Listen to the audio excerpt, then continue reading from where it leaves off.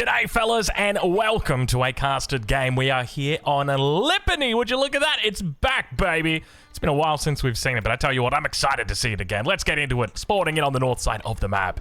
In the color red, playing as the Ayyubids, it's Marine Lord. And on the south side of the map, in the color yellow, playing as the Chinese, I am Magic. Ladies and gentlemen, welcome to a casted game. It is an absolute pleasure to have your company here today because we are about to get into it. It is EGC TV's brand new tournament, the Elite Classic 2. Let's get to it because, well, as you can see, we've already got a bit of difference in the sheep, and one of the rules that we've been tracking recently is if you win the sheep, you win the game. Sheep are a little bit like spice. He who controls the sheep controls the game, I guess. It depends which school of philosophy you come from. If you're Welsh or New Zealander, definitely that'll be your philosophy. Most other countries, not so much. But anyway, let's get to it. Fun matchup. We're seeing a lot of Chinese lately, and that's just not me picking out the Chinese every single time. That's just because this civilization is considered by many to be a pretty damn good civilization. So we are really seeing quite a fair bit, a bit of a resurgence of the Chinese, but I suspect that's only because we've got such strong siege at the moment. So hopefully we continue to see it after the new patch. Obviously the new patch notes have just been dropped, so that is very exciting to see the changes that we're going to be having shortly on the cards. Now, I guess another thing to note here in this game is when you've got a sheep advantage like this, Marine Lord's going to have a tough time, a bit of an uphill battle. He's only found 3 sheep yet, and have a look how many sheep we're talking about behind Magic. Let's go in and take a look, but do a bit of a stock take on that other side of the map, bring in home 9 sheep here, and that feels really, really good as the Chinese. Anytime that you can do that as the Chinese, you're going to be feeling very good about yourself, and that's just because you've got your empowered or your supervised mill that is going to be brought into focus, going to be increasing that gather rate that you've got. One of the other things to note is that with the Chinese at the moment, we don't actually see them going for that Imperial Official in the early game. Once we've got that Imperial Academy up, then they'll be looking to get it out there, because you do have the option of picking it up from the town center, but of course, if you do that, then you're going to be neglecting a villager. But Scout now going to be moving out into area that we know Marine Lord has been. And speaking of Marine Lord, we do now have the age ups coming through. It looks like it's going to be the military wing coming out for Marine Lord, going to be moving into reinforcements. So no real surprise there. This is a very common wing that we see players go for. Normally the strategy that we see here is the military wing from Marine Lord, and then it'll be followed up to age 3 relatively quickly here with the economic wing growth. And I'm curious how Magic is going to look to play this, because at the moment he's playing it the exact same way I look to play the Chinese. You can see that he's actually going to be rallying a 5th villager onto the Imperial Academy here. 3 vills down on gold, which is quite a bit. It's, to be honest, probably more than you need, just simply because once you've got the Imperial officials out, they're going to be gathering so much tax. And you can see there's already 84 in here, 20 in here. Mining camp or lumber camp, when it comes down here, is going to be generating you a bit more tax. But one thing to note, we still don't have villagers over on wood just yet. So he is just looking to focus on getting up that Song dynasty as quickly as he possibly can, looking at getting those Imperial officials out. So we'll ride on board with him for a little bit longer. But you know what? Maybe it's time we head over to the other side of the map, because Marine Lord, his age up about halfway through at the moment, as you can see on the UI. Have a look at that right there. Isn't that beautiful? It's good stuff, and I fear that that's probably going to be up there for a couple more years like that. Well, get used to it. It's scuffed, but it's the best that we've got. We've got 4 villagers here on gold, so Marine Lord on the Ayyubids. Remember, he's going to be thinking about going Castle Age, but also one thing to note is this is a pretty defensive gold, and you're up against the Chinese, so I think that's part of the considerations that he's going to be making is, do I really need to actually put an outpost on this gold? Because it's something that's quite common, especially with that military wing coming through here. We can expect that there's going to be some decent pressure on the map here for him. Let's check in over on the other side, though. Do we have that Barbican coming up? It doesn't look like it just yet. We've also got a second house that's now been put down by Magic here. Let's have a look at this Imperial Academy position. I'll be honest, it's not my favorite. I would have liked it one more tile down, just that way you square up the corner of the town center. Makes it a bit easier for when you're building your buildings, so your barracks and all that kind of stuff. But Vill's now moving off the gold, going to be moving over onto wood, and we can see that overflow of gold. And keep in mind, there is plenty of gold left in this mill. So I'm curious to see what he's going to be doing with that. But we do have the Barbican. It looks like he's going to be going for a bit of a defensive spot here on the berries. Keep in in mind that military wing is online, and if Marine Lord is scouting this out, which we do see his scout in the vicinity here, he could look to deny this. And speaking of denying, have a look at this. On a perfect route towards those berry bushes, Marine Lord coming across the front here. We'll spot out villages under the town center, but looks like the Desert Raider makes its way across towards this position. Barbican's actually looking like it's got decent timing here. 4 villagers on it. Worst case scenario, I think he's just going to have to pull a villager back or 2. Meanwhile, on that other side of the map, Marine Lord now reaching tier 1 on the Golden Age, looking for a little bit of extra gather rate on those resources. But there it comes now, Desert Raider. Does he switch it over? No, he's not. Is he even going to bother coming in? Doesn't really look like it. Here we go. All right, he's found a couple of villages down here on the south. Vills are actually going to demand he get in a fight, but the Desert Raider does make it behind enemy lines. Town center, unfortunately, just right out of reach here, and you can see that the response from Magic is to throw up these little walls on the edges, but unfortunately, with that Desert Raider behind, Marine Lord's going to be really annoying. We do see the stable coming out, though, from Marine, or from Magic, so he's going to be thinking about combating that. Now, where does Magic go from here? He could look to potentially go into a Castle Age himself, look to go into a second town center himself. And speaking of Castle Ages, have a look at this. Over on the other side of the map, Marine Lord could look to be clicking up any second here. If he does go, there's 2 options, of course, the advancement from the culture wing, or he can look to go for growth. So which one is it going to be? That is what we're about to find out. And if it's going to be advancement, then he's going to be clicking it any second. Doesn't click it. Doesn't click it. It doesn't look like he's going to be going for it.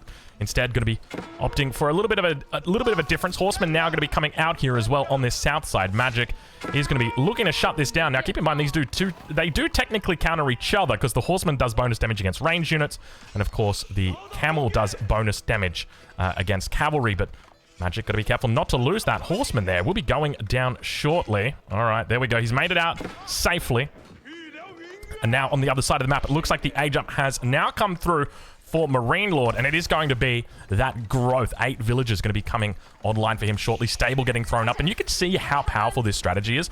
Just the fact that, because people look at this military wing and they say, you know, it doesn't really make sense, Strongo. It's only 1 Desert Raider. It's not a big deal. But the reality is, think about the response that Magic has now had to issue because of that. Not just a stable, but he's also need to issue 2 immediately. He needed to issue 2 horsemen. He's also had to put down walls in the back of his base. The Barbican, that's a bit of a gimme, but this has basically delayed him at this stage by about 90 seconds on this second town center, which is quite a fair bit of time when you think about it. 90 seconds might not seem like a lot, but in the scheme of Song Dynasty villages, you're talking about 6 villages that are going to be really adding up over the course of this game. Now, Marine Lord, of course, he is well and truly on the way to that Castle Age, and he's not that fussed about the deficit because he's going to be building it up very quickly. Keep in mind, he's going to be looking to pick up the relics and then adding in those second or even a third town center himself. So we'll keep an eye out for that. But now upgrades are going to start coming through, checking in on the base of Marine Lord. Not only do we see that archery range, but we also see Wheelbarrow on the way. So looking to move that economy up a little bit here. Second Desert Raider comes out, just sitting on the gold. Cognizant of his opponent that might be looking to hit him with horsemen. We know the stable is out. A little bit of aggression here. You can see that. Gosh, look how annoying Marine Lord is. This is so frustrating. The town center is right there, and yet still the Desert Raider is just doing a wonderful job. Beautiful positioning on that scout. Look at that. Just outside the radius of the town center. Really, really well done. Meanwhile, towards that other side, we are about to witness the 3rd Desert Raider arriving. All of these Desert Raiders are just free, you know. It's what... Oh, he got a villager. It's a classic case of the Limes meme, you know. I can't hold all of these Desert Raiders. So villager count at the moment is slightly in favor of Magic, but remember, this is going to be nullified very, very soon because the age up from Marine Lord, before 9 minutes, by the way, is going to be a very comfortable position for him. And there it is now. Where are those villagers? There they are, getting thrown out onto the berry bushes immediately. 8 villagers straight away. We couldn't see them because they were somewhat hidden behind that star. All right, well, checking in. Now, it looks like Zhukanu have come out here for Magic, so he's going to look to try and push the Zhukanu numbers up a little bit here. No villagers on gold, just focusing on food, focusing on wood for the moment, which leads me to think he's probably going to be spending a little bit more time in the feudal age.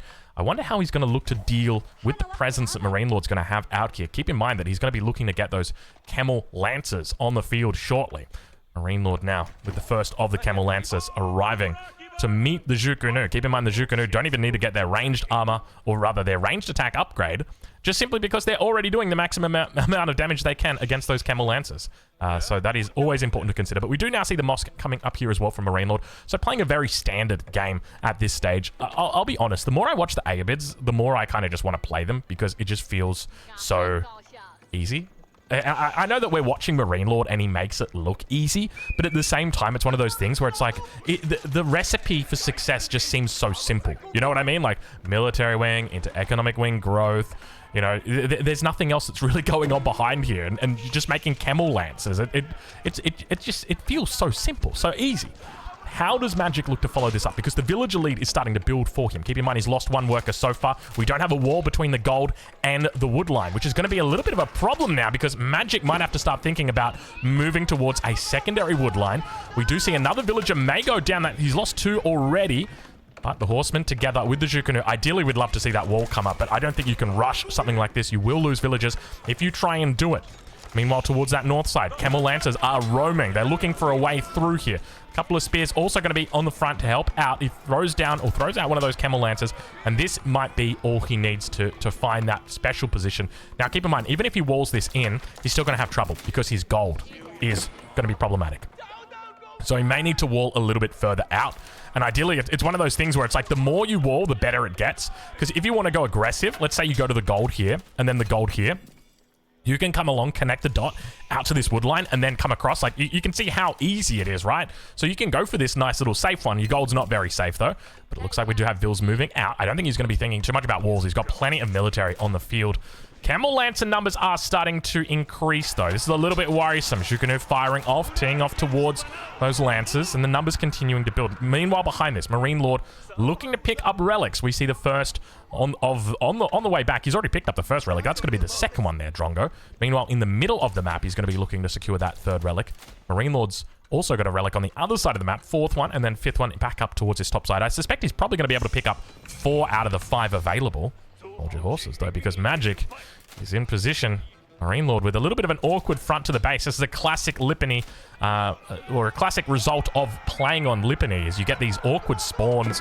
Sometimes they can be good, sometimes they can be bad. And from a defensive perspective, this is wonderful. But from an offensive perspective, this isn't the best, because it just means that you're really quite blocked in here. There's not a lot of movement that you'll be able to find. So ideally, you want to get some walls up just to try and prevent your opponent from coming through. But have a look at this. Up on the plateau, we've got ourselves a little deer hunt. I didn't even realize the deer were up here. There you go. Nice and chilling. Meanwhile, deer over here on the west side, they're absolutely fine. Safely behind. Dervish needs to be careful. Sacred sites maybe potentially captured here. On the front, have a look at all these spears. They're just going to get eaten alive in the Zhukunu. They're unfortunately just going to be taken down very, very quickly. We can see the archer numbers actually going to start building here for Marine Lord.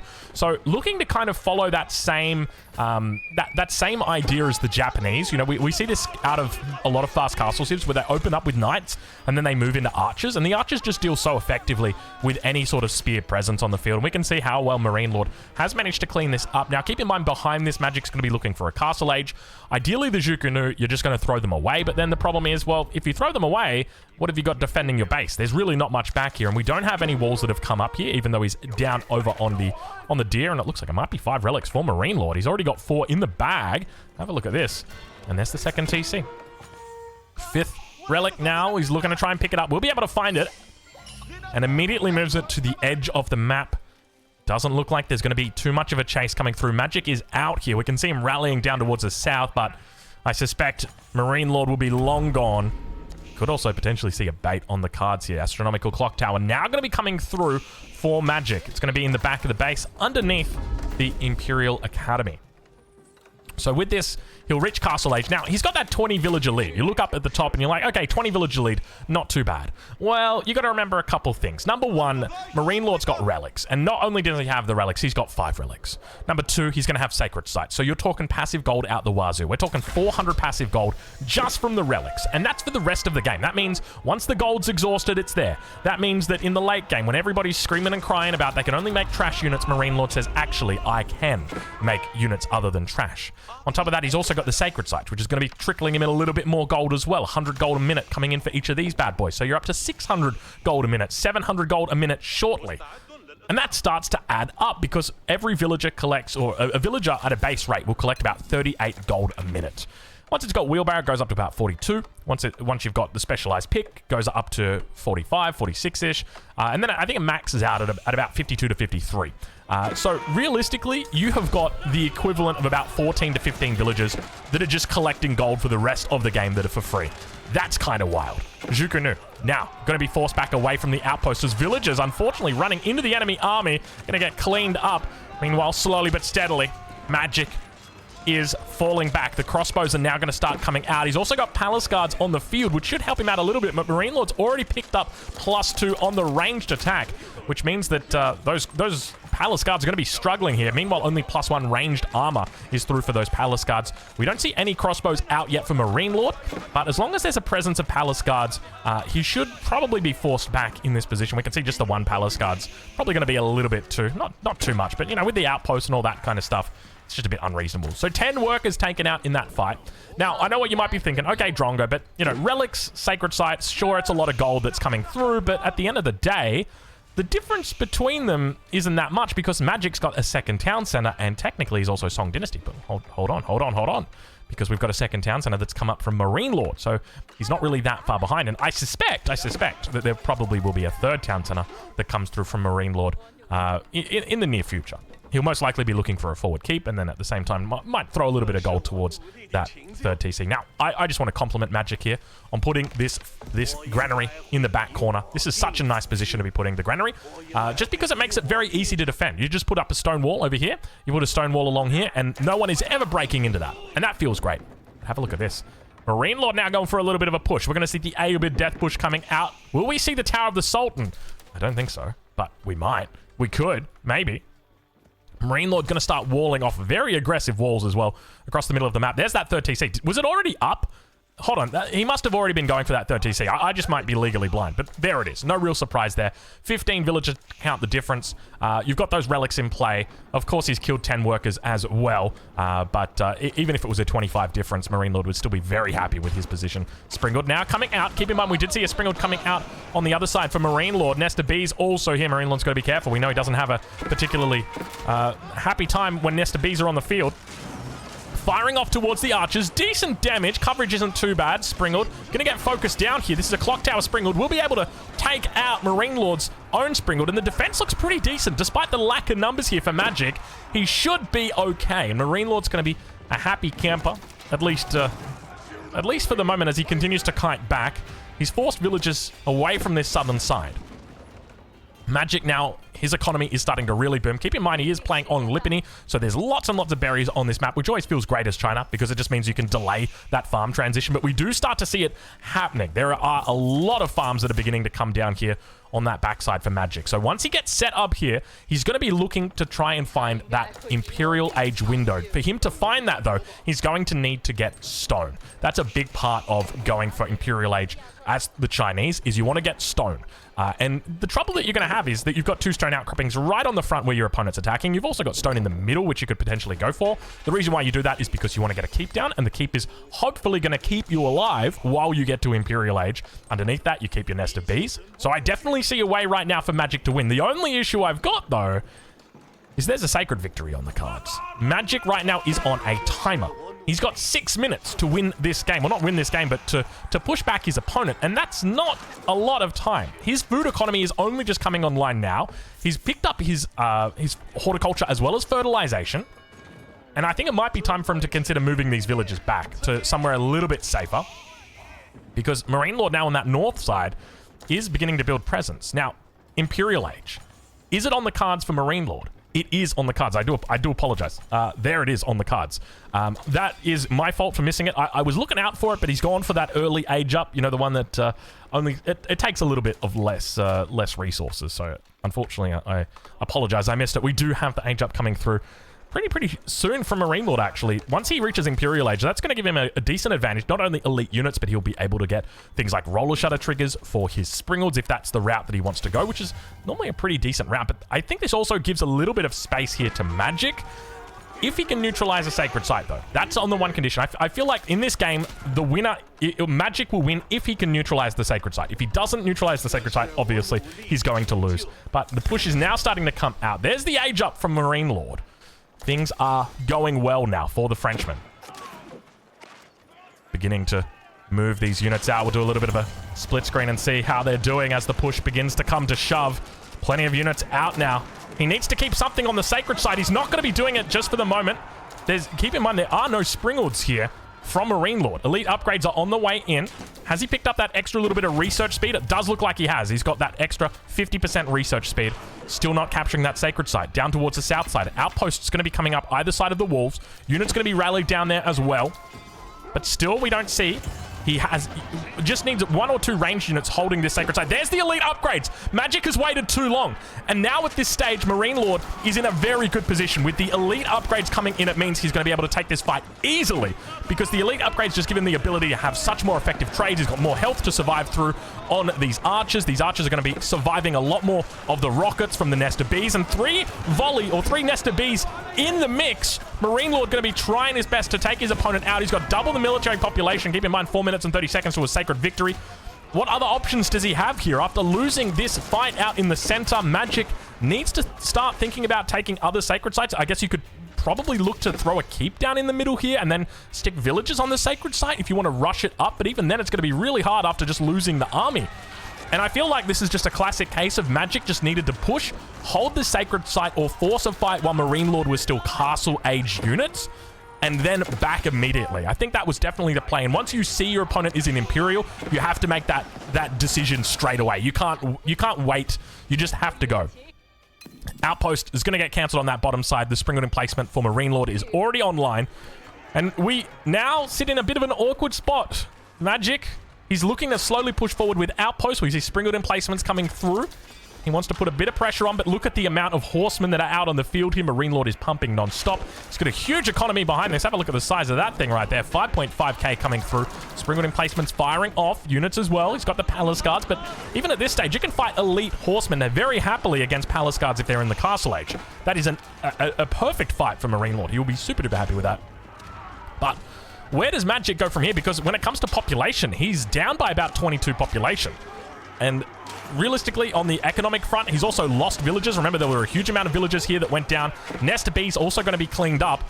And Magic needs to start thinking outside the box. We can see a lot of villages down over on this stone. 3 minutes until sacred defeat. It is coming through slowly. We know that. And it feels like Magic is very committed to this north side, but I feel like it's not the only way. When we see Springwood emplacements on these outposts, my only fear is if they were cannon emplacements. Cannon emplacements would be a certain death over there, but definitely with Springwood emplacements, there's still a chance that he somehow holds on because the economy is really booming. As long, like, the sacred site is the only issue that he's got right now.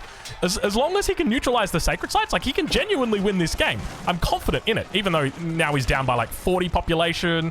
Maybe not, Drongo. It's going to be tough. The Ayyubids are pretty good in the late game as well, but the numbers continue to increase for Marine Lord. 46 military population and a culverin in queue, which is going to be looking to shut down any kind of nest of bee presence out here. I think you might be considering moving towards that secondary sacred site in the center, but a keep is going to be thrown down here for Marine Lord. Speaking of keeps, 570 stone, and, well, have a look at that. Speaking of keeps, 2 minutes until sacred site. That is not enough villagers. That is nowhere near enough villagers to be putting down a keep. Okay, that's a little bit better, but I feel like we should have all been running out together. We don't have the protection of the spears either, so nothing to block them, and now the villager's just going to get stuck in the fight. He wanted to have them building the keep, but unfortunately, it looks like it might be good night for most of them. Nest of bees teeing off, doing some decent damage over towards those archers and what appear to be crossbows. Does take out the horsemen that are here and now finds himself away onto the sacred site. If the keep comes online, that'll give him a nice little foothold, but the villager count has fallen, and it does look doubtful that it's going to come up. Keep in mind the Springwood emplacements are going to be here as well. Villager count has continued to fall. He's lost 44 workers so far this game, and now we hear the culverin firing off from the top side, looking to take out that nest of bees. manages to find it. The villagers nowhere to be seen, and Lord DauT is indeed smiling today, ladies and gentlemen, as Magic tries his hardest, tries his darnest to get up there, but it's just going to be a classic case of not getting enough villagers out there in the first point and not having your units there. But now Marine Lord, at this stage of the game, can just pull all of the villagers. All you want to do, pull all the villagers, just put them on this sacred site, and that guarantees that you're going to win. But, I mean, to be honest, Marine Lord, at this stage of the game, looks pretty well guaranteed to be winning it here, and he's trying his best. He's trying. The one villager, it still won't go. Magic, I'm so sorry, buddy, but I think this is it. I think this is it, ladies and gentlemen. I think, like, this is just a textbook case of the Ayyubids and how damn strong they are at the moment. Magic did a great job in defending, but he also showed us, you know, what you need to defend against that single opening camel. It just does so much work, and now villagers once again coming out. Please, no, somebody stop them. And now the keep finally gets up, but at what cost? You got the keep up, but the sacred site's got 10 seconds to go. The cannon emplacement's already through. I think that's going to be it. Ladies and gentlemen, good game, well played, and Magic is going to be tapping out, or not even tapping out, he's going to be forced to leave the game as Marine Lord is victorious. Fellas, this weekend, 15 GMT, go check out EGC TV on Saturday, on Sunday. I'm going to be there, you're going to be there, and if you're not, be square.